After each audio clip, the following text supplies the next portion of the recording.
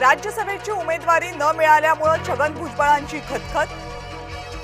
इतरांची मुलं लोकसभेवर राज्यसभेवर, मंत्री इतरांप्रमाणे मलाही न्याय मिळावा, भुजबळांची जाहीर नाराजी।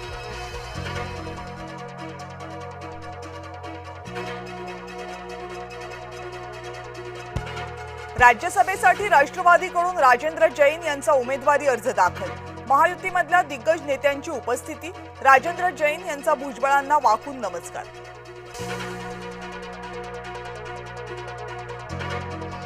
भुजबळांनी शून्यातून विश्व उभं केलंय, त्यांना दिल्लीत यायचं असेल तर त्यात गैर काय, खासदार सुप्रिया सुळेंचं वक्तव्य।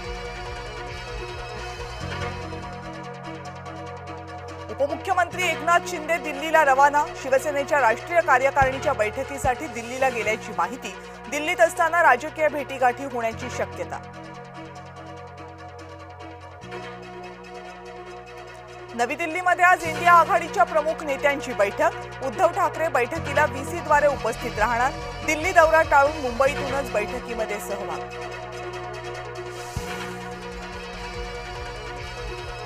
विदर्भाचे मुख्यमंत्री असूनही दररोज शेतकऱ्यांच्या आत्महत्या। शिवसेना आमदार बच्चू कडूंचा सरकारला घरचा आहे, तर आमच्याकडे दाढीवाला, तुम्ही बिगर दाढीवाले, कडूंची जीभ घसरली। भाजपाकडून काँग्रेस मतदारांना 10 लाखांची ऑफर। काँग्रेस उमेदवार अतुल लोंढे यांचा गंभीर आरोप, काँग्रेसचा पराभव निश्चित। चर्चेत राहण्यासाठी लोंढेंचे विधान, परिणय फुकेंनी आरोप फेटाळले। नाशिक विधान परिषदेमधील बंडखोरांशी महायुतीकडून मंथरणी सुरूच। गोकुळ गीते, प्रसाद हिरे दोघांसोबत मंत्री उदय सामंत यांची चर्चा।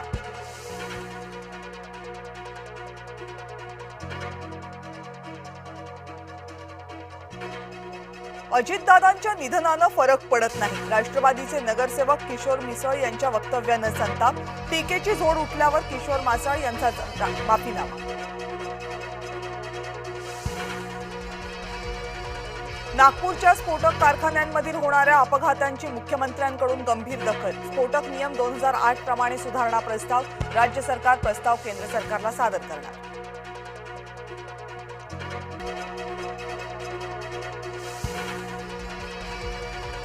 गोदावरीमध्ये ड्रेनेज आणि दुर्गंधीयुक्त पाणी सोडलं जातंय, उबाठाचा आरोप। रामकुंडावर आंदोलन, गोदावरीची अवस्था दयनीय झाल्याचा आरोप।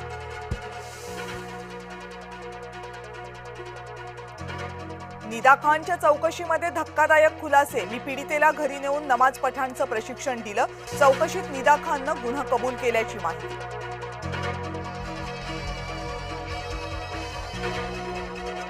सिंधुदुर्गच्या सावंतवाडीमध्ये मुसळधार पाऊस, चौकुळ गावात घटप्रभा नदीला पूर, तर घाटमाथ्यावर अतिमुसळधार पावसाची शक्यता।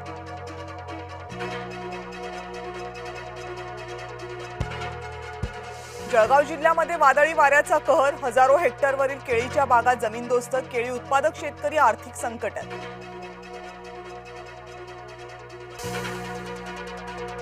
नाशिकमध्ये आजपासून नाफेडकडून कांदा खरेदी, 2 लाख मेट्रिक टन कांदा खरेदीचं उद्दिष्ट। कांदा उत्पादकांना 1580 रुपयांचा दर मिळणार।